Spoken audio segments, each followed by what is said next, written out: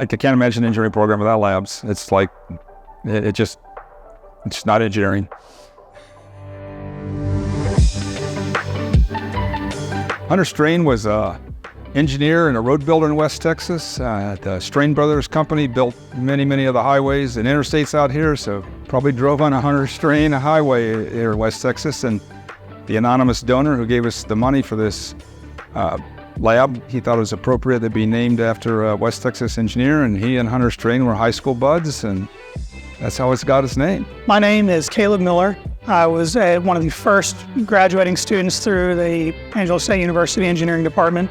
So the biggest change between being a student here before the Hunter Strain Labs and after was definitely in the space and the area that we had to do work in. One of the labs that I was able to do in this building was the geotech lab, and that class had 20 plus students in it.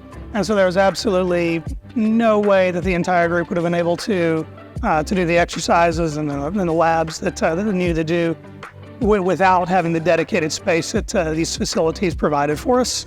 The labs are our biggest seller of this program, honestly. If I can get a student into the labs and show them to the awesome equipment we have here and let them know they actually get to touch all that equipment and use it during their program, I mean, we've sunk the hook.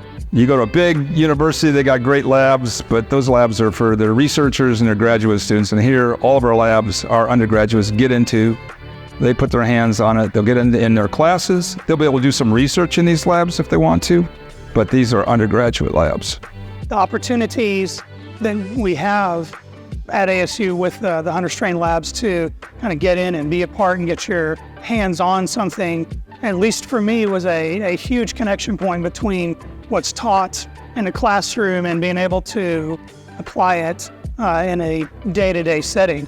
You can't be an engineer without doing labs and doing hands-on things. There's a lot of theory in engineering, but without the practical hands-on stuff, you basically don't have an engineering program. So we just couldn't be an engineering department without engineering labs.